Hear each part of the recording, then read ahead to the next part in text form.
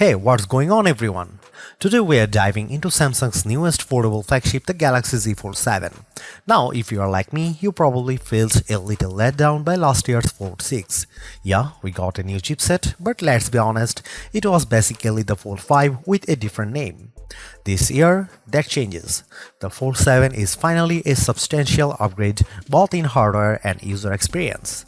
There are some real wins, a few trade-offs, and plenty to unpack. So let's get into it. Samsung's completely redesigned the chassis. Each half of the phone is now little over 4mm thick, and when folded, it's just about 8.9mm. That's the thinnest fold they have ever made, and it really shows. The whole thing now weighs just 215 grams.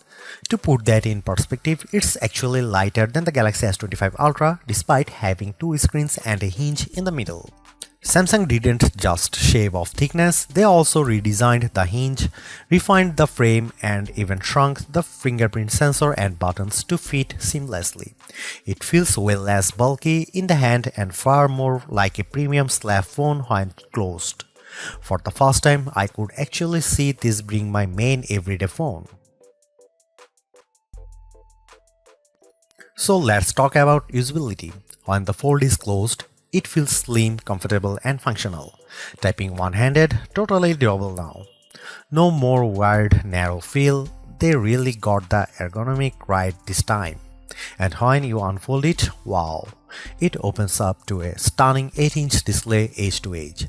It's still the biggest screen you can get in your pocket, perfect for reading, editing, gaming, or watching movies. And now it's running One UI 8 on Android 16, which brings a ton of small but smart improvements for big screen multitasking, better split screen behavior, smoother drag and drop, even more responsive resizing. Samsung has clearly refined the dual identity experience, folded and unfolded, and that's a big win. Performance-wise, this thing is a beast. Inside is the new Snapdragon 8 Gen Elite for Galaxy, a chip that's specifically tuned for Samsung devices. Now here is something interesting. Samsung reportedly sells so many of these Galaxy-tuned chipset that they might actually outnumber the standard Snapdragon 8 Elites. So weirdly enough, the Galaxy chip is becoming the norm. Performance is smooth across the board, gaming, multitasking, AI features, no hiccups. It comes with 12GB of RAM or 16GB if you spring for the 1TB storage version, which, let's be honest, you probably don't need unless you live in a CapCut or Adobe Rush. So here is the bottom line. The Samsung Galaxy Z Fold 7 is Samsung's most refined foldable yet.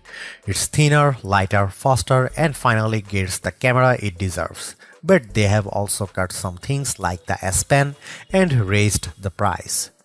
If you have been waiting for a fold that feels like a true daily driver, this is probably the first one that delivers across the board.